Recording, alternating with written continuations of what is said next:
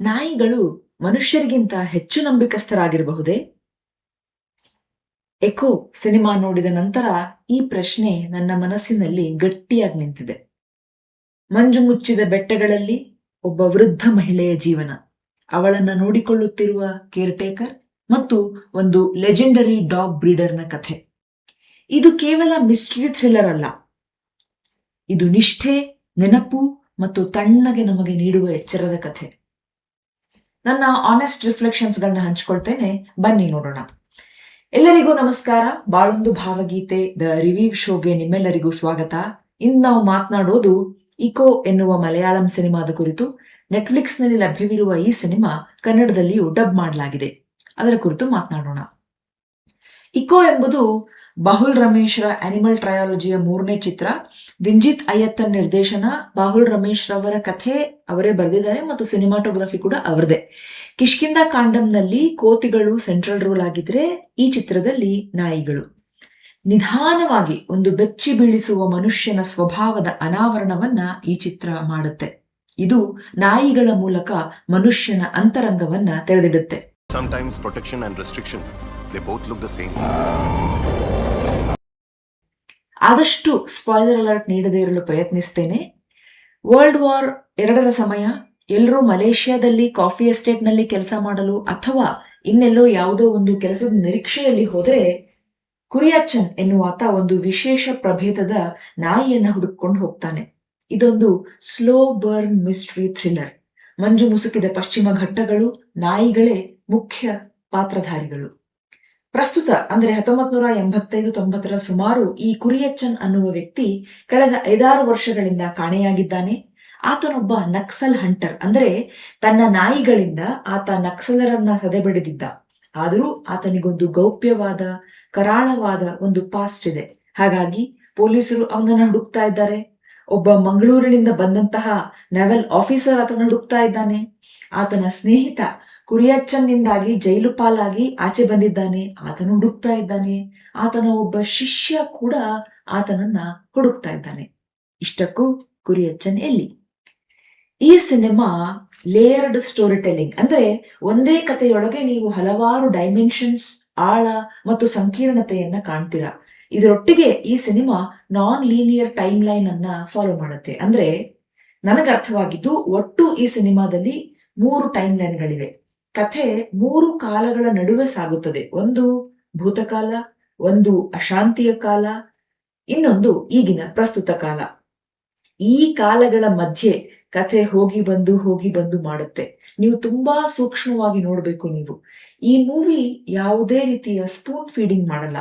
ಪ್ರೇಕ್ಷಕರ ಅರ್ಥೈಸುವಿಕೆಗೆ ಮತ್ತು ಅವರ ಹೊಳಹುಗಳಿಗೆ ಮುಕ್ತ ಅವಕಾಶ ಕೊಡುತ್ತದೆ. ಇದೊಂದು ಓಪನ್ ಎಂಡೆಡ್ ಮೂವಿ ಅಂತ ಹೇಳಬಹುದು. ಹೆಚ್ಚಿನದೇನನ್ನ ಹೇಳದೆ ನನ್ನ 5 ಟೇಕ್ಅವೇಸ್ ಏನು ಅಂತ ಹೇಳ್ಬಿಡ್ತೇನೆ. Dogs are to say so animals are more trustworthy than humans. ಈ ಸಿನಿಮಾ ಒಂದು ಪ್ರಶ್ನೆ ಕೇಳುತ್ತದೆ. ನಿಷ್ಠೆ ಅನ್ನೋದು ರಕ್ಷಣೆನ ಅಥವಾ ಬಂಧನನ? ಇದೇ ಈ ಸಿನಿಮಾದ ಮೂಲ ಜೀವಾಳ.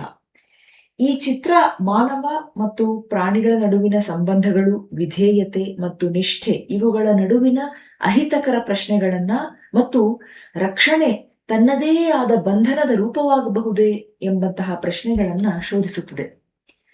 Past and preparedness. ಈ ಸಿನಿಮಾದಲ್ಲಿ ಹಳೆಯ ಅನುಭವಗಳು ಮೌನವಾಗಿ ಕೆಲಸ ಮಾಡ್ತವೆ. ಕಳೆದದ್ದು ಅಲ್ಲಿಗೆ ಮುಗೀತು, ಹೋದಂತಾಗೋದಿಲ್ಲ. ಅದು ನಮ್ಮನ್ನ ಮುಂದಿನ ಭಯಕ್ಕೆ ಸಿದ್ಧಗೊಳಿಸುತ್ತಿರುತ್ತದೆ.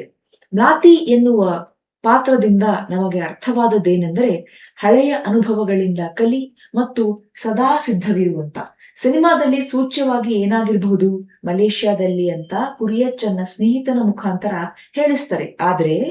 ಆದ್ರೆ ಹಿಂದಿನ ಅನುಭವದ ಆಧಾರದ ಮೇಲೆ ಆಕೆ ನಾಯಿಗಳನ್ನ ಆಲ್ರೆಡಿ ಟ್ರೈನ್ ಮಾಡಿಬಿಟ್ಟಿದ್ದಾಳೆ.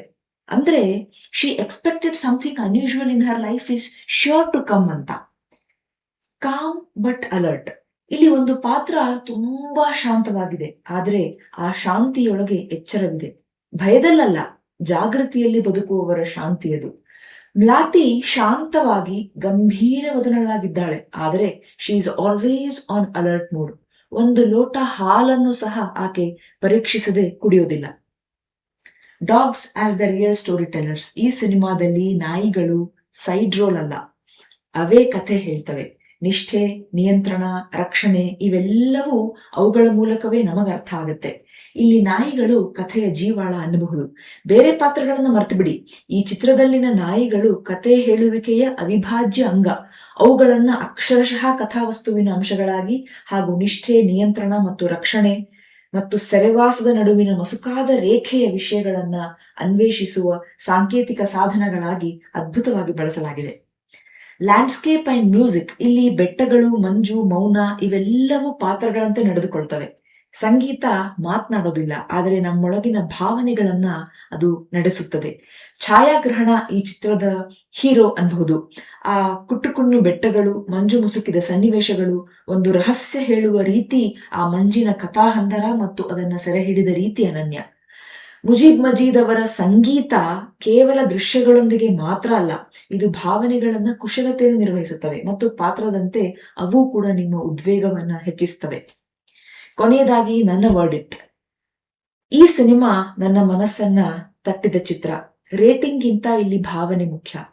ಈ ಸಿನಿಮಾ ಎಲ್ರಿಗೂ ಅಲ್ಲ, ಆದರೆ ನಿಧಾನವಾಗಿ ಹೇಳುವ ಕಥೆ, ಮೌನ ಮತ್ತು ಅರ್ಥ ಹುಡುಕುವವರಿಗೆ ಈ ಸಿನಿಮಾ ಮನಸ್ಸಿನಲ್ಲಿ ಯಾವಾಗ್ಲೂ ಉಳಿಯುತ್ತೆ. ಆದರೆ ಈ ಸಿನಿಮಾ ತಾಳ್ಮೆ ಬೇಡುತ್ತೆ. ನಿಮ್ಗೆ ಎಕೋ ನೋಡಿದ ಮೇಲೆ ಯಾವ ಭಾವನೆ ಬಂತು ಕಾಮೆಂಟ್ ಮಾಡಿ ತಿಳಿಸಿ. ಮತ್ತಷ್ಟು ಸಿನಿಮಾಗಳಿಗಾಗಿ ಈ ಚಾನೆಲ್ನ ಸಬ್ಸ್ಕ್ರೈಬ್ ಮಾಡಿ. ಮತ್ತೊಂದು ಸರಣಿ, ಸಿನಿಮಾ ಅಥವಾ ಪುಸ್ತಕದ ಮೂಲಕ ಮತ್ತೆ ಸಿಗೋಣ.